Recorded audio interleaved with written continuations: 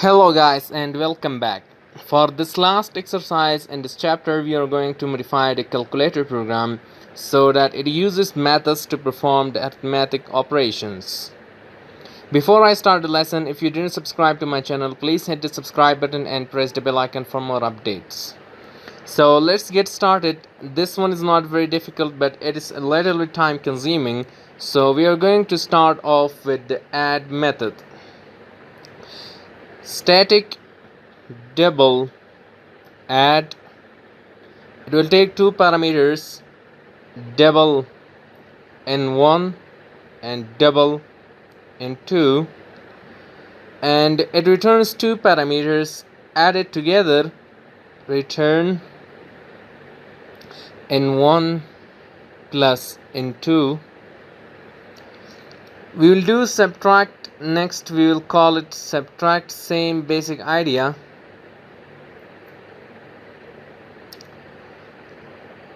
And return in 1 minus in 2, and we will have multiplication. We will call mult because we don't want to keep typing multiplication all the time. Double in 1 and double in 2, and that's return in 1 times in 2, and finally we have division, which we call div, double in 1 and double in 2, and that return in 1 slash in 2. So that was very easy, that how to probably write the main program that uses the method. So let's get started on that. We'll create variables first. We'll need two number variables, double num1 and num2. We will need a string operator variable which we'll call op. Then we are gonna need three scanners objects, two for the numbers and one for the operator. So let's create those very quick.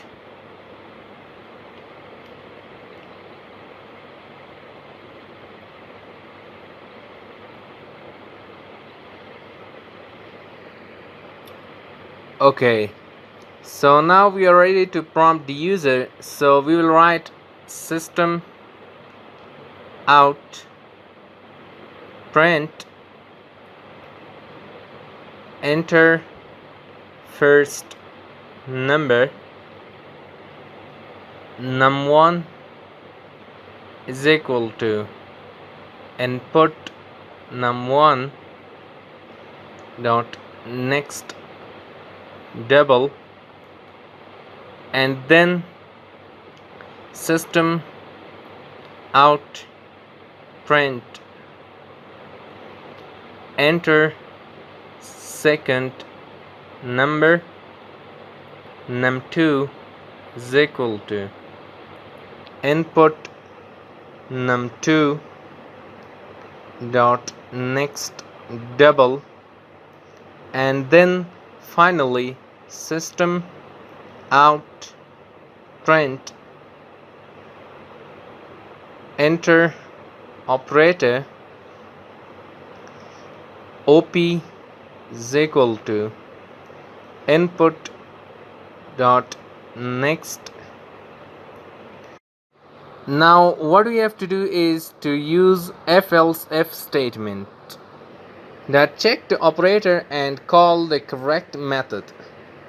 If op equals, so if it is plus, then system out print line add num1 num2, else if op equals subtraction, then system out print line, subtract num1 num2. Now to sit writing at this way using methods makes look a little bit neater, easy to read and follow than using the operators and line. As I say, system out print line mult num1 num2 else if op equals slash system out print line div num1 num2, and we will put a little error checking in here in case the operator is not what we expect. System out print line bad operator, and that's what all we need. So let's save the program and bring up our DOS window, clear screen, Java C chap 10 part 8 dot java java chap 10 part 8 34.5 12.3 and add to get 46.8. Let's run it again.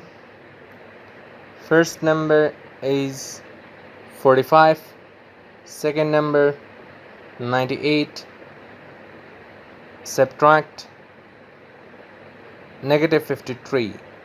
That's good. Let's run it again. 120 times it's 2000.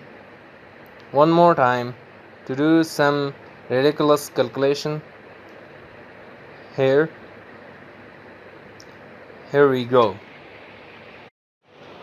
This does make the program easier to read and a little bit easier to maintain, but I really performed this exercise so that we want to get to developing our own classes. We can use these methods in creating a calculator class. In creating a calculator class, we are going to see advantage of being able to plug it into any program that we need a calculator for and have it work this fine. Right now we have to write the code like so to get our calculator to work with a calculator class and a calculator object. We will be able to do it much more smoothly. So that wraps up this chapter on methods. Now we are ready to switch directions a little bit and move to study data structure that's very useful in your Java programming, and that is the array list. See you in the next video. Bye.